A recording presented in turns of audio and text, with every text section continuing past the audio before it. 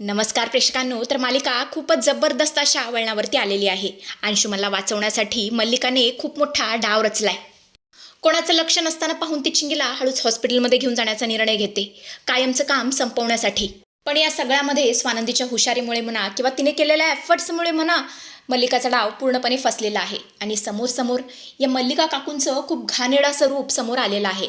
समरला तर माहीतच होतं या सगळ्यामध्ये अंशुमनची खूप मोठी चूक आहे. पण या सगळ्यामध्ये काकू त्याला साथ देतीये हे जेव्हा सत्य त्याच्या समोर येतं तेव्हा काय काय घडतं, हे सगळं कशा पद्धतीने घडणार आहे हेच आपल्याला या व्हिडिओमध्ये जाणून घ्यायचं आहे. जबरदस्त धमाकेदार असा भाग असल्यामुळे शेवटपर्यंत पहा.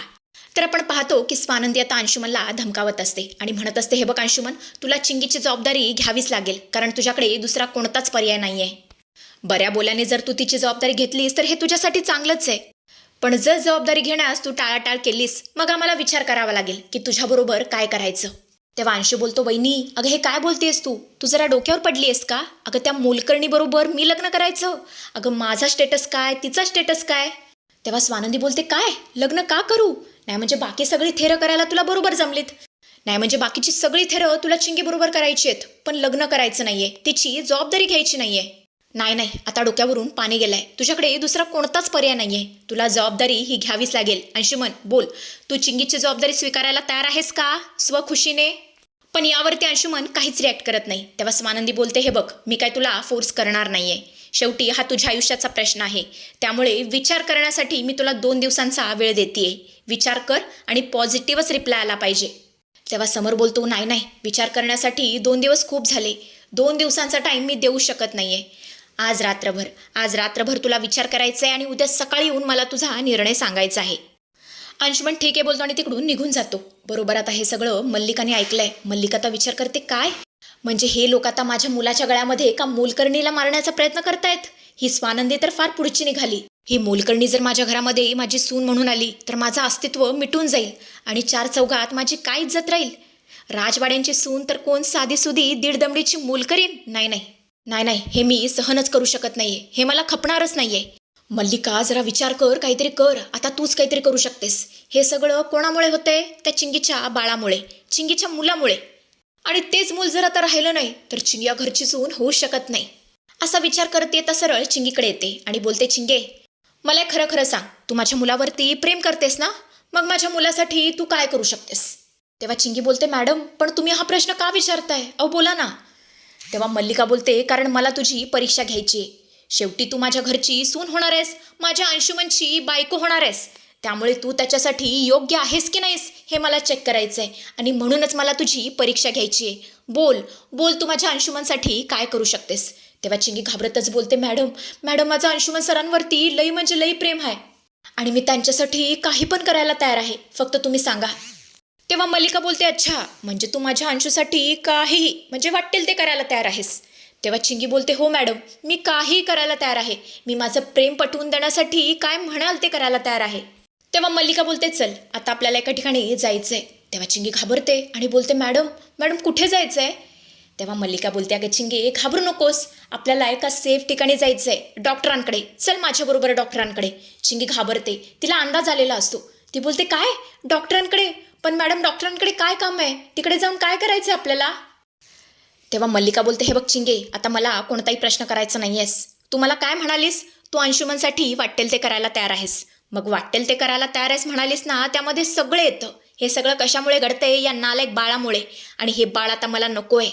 जे काही वाईट घडतंय, जे काही अपशकून घडतायत ना, ते या बाळामुळे. हे बाळच आता मला नको आहे. आणि हे ऐकून तर चिंगीला खूप मोठा शॉक बसतो. ती बोलते, मॅडम अहो हे काय बोलताय तुम्ही? नाही, हे शक्य नाही, हे माझ्याच्याने नाही होणार, मी असं नाही करू शकत. अहो तुम्हाला कळते का हे किती मोठं पाप आहे? हे पाप मी माझ्या हाताने नाही करू शकत. प्लीज मॅडम, ही गोष्ट करण्यासाठी मला फोर्स करू नका. तेव्हा मल्लिका बोलते, हे बघ चिंगे, तुझ्याकडे दुसरा कोणताच पर्याय नाही आहे आणि एक लक्षात ठेव, जर तू हे काम केलंस ना तर मी तुला माझी सून म्हणून स्वीकारायला तयार आहे. विचार कर, तुझा आणि अंशूचा सुखाने संसार होईल, पण तुला हा एवढा मोठा बळी तर द्यावाच लागेल. आता विचार कर, तुला काय हवं आहे? हे बाळ का तुझा अंशू, तुझं प्रेम? विचार कर चिंगी, मी तुला शब्द देते, जर तू हे केलंस ना तर पुढच्या आठवड्याभरात मी तुझं आणि अंशूचं लग्न लावेल. एकदमच मल्लिका स्वतःचा स्वर बदलते आणि बोलते, चिंगी अगं मला तुझी फार काळजी वाटते. कसं आहे ना, मी जर तुम्हा दोघांचं लग्न लावून दिलं आणि हे बाळ जर तुझ्या पोटातच असलं तर लोक काय काय बोलतील, काय काय आरोप करतील. म्हणतील की राजवाड्यांच्या सुनेनी लग्नापूर्वीच काळं फासलं तोंडाला. अगं बाहेरच्या देशामध्ये हे सगळं चालतं, पण अजून आपला इंडिया एवढा प्रगत नाही झालेला. आपल्या देशामध्ये हे सगळं चालत नाही. लोकांना कळालं की लग्नापूर्वीच तुझ्या पोटामध्ये अंशूचं बाळ वाढतंय तर लोक तुझ्यावर थुतू करतील. तुझ्यावरतीच काय आम्हा सगळ्यांवरती थुतू करतील. तुझ्या लाडक्या समर सरांना, स्वानंदी बहिणींना जर लोकांनी नावं ठेवली तर हे सगळं तुला चालणार आहे का? तेव्हा चिंगी बोलते, नाही नाही, मला नाही चालणार. माझ्यामुळे जर सगळ्यांची इज्जत जाणार असेल आणि जर तुम्ही हे म्हणताय की तुम्ही माझं आणि अंशुमन सरांचं लग्न लावून देणार तर ठीक आहे, हे पाऊल उचलायला मी तयार आहे. आणि अशा प्रकारे आता ही चिंगी बरोबर मल्लिकाच्या इन्फ्लुएन्समध्ये आलेली असते आणि चुकीचं पाऊल उचलायला तयार झालेली असते. तर आता मल्लिकाने तर ही ऑफर दिलेली असते चिंगीला. चिंगीला काय करावं काही समजत नसतं, कारण ती हो तर म्हणून बसलेली असते.